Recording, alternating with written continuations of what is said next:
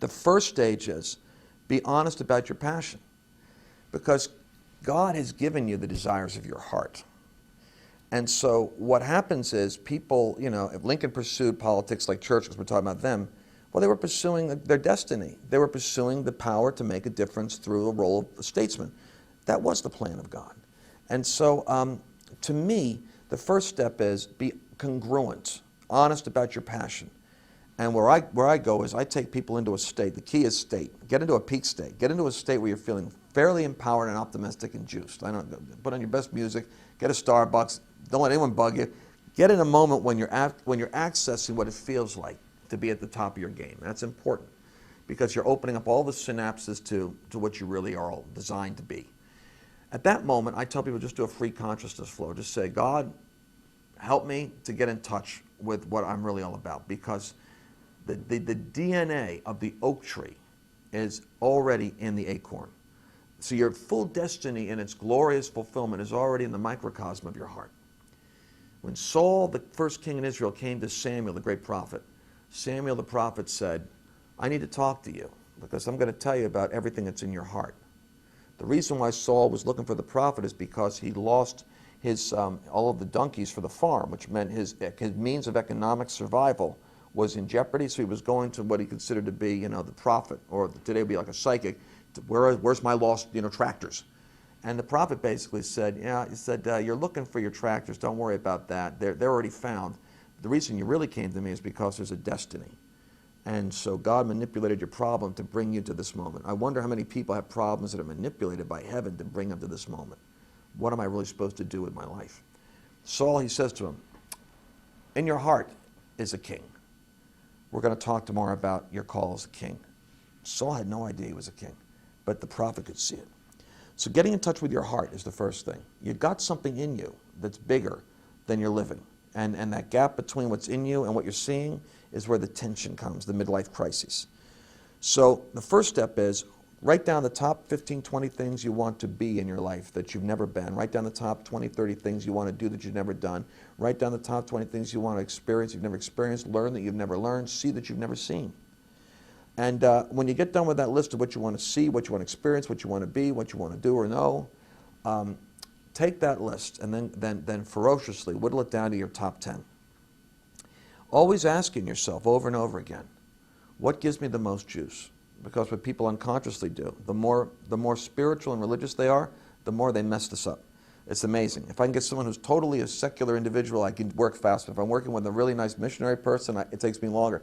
Because what people with what sensitive conscience do is they embed what they think they ought to want into what they want. So they say, I want to help the poor. I want to, and they're putting all kinds. I want to worship. It's like, well, no. Take all of that out. Unpack it for a second. I want you to tell me what is your passion in terms of what you want to do, experience, be, and if that really is it, we'll put it in the top 10.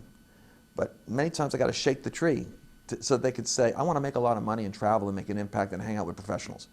I've had this happen where once people get clear on it, it's like, whoa, you feel the juice. So we get the top 10. Once we get the top 10, I work them down to the top 3.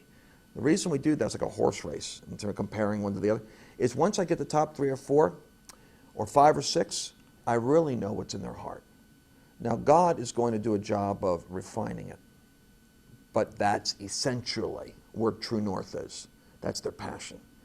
If I could get you to articulate your passion and say it without guilt or without unbelief, I can create the attraction factor for favor. Because once you start to say who you are and what you're all about, you're resonating harmonically with the design of heaven for you. And there's a certain, every voice has a signature sound. Every voice is like a thumbprint, different. And when your voice goes out, resonating with your design and purpose and destiny, even though you don't fully comprehend it, and it's not as pure as its final form, once you speak what you're all about, you attract to you the resources you need to manifest it. You're on the way to becoming connected to who you really are and what you're called to do. That's the step. The real spiritual part answer is I would always add this caveat. I would add this. God, show me. It's just a prayer. Show me what talents, gifts, and abilities you've given me so that I can leverage my life to the greatest stewardship of influence for the sake of others.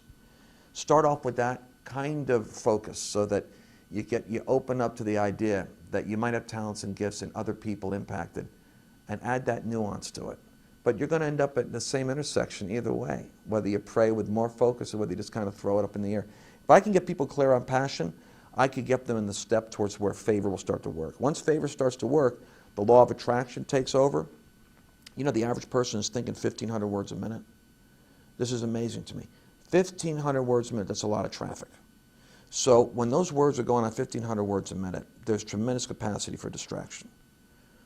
When I'm working with clients and I'm teaching them how to operate with the spirit realm, I say, you need to start looking at this the way Jesus taught as a rabbi, taught his disciples.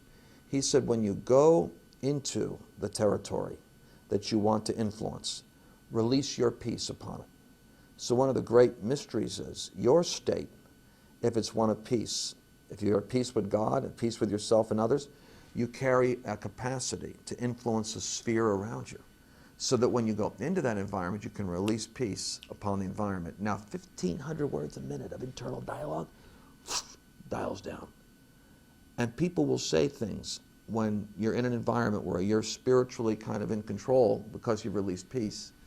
And they'll say things like, you know, we don't normally do this, but, and that's the preamble to a change in policy, something they've never done before. And when I hear that, I always know that's favor, working with the authority of peace.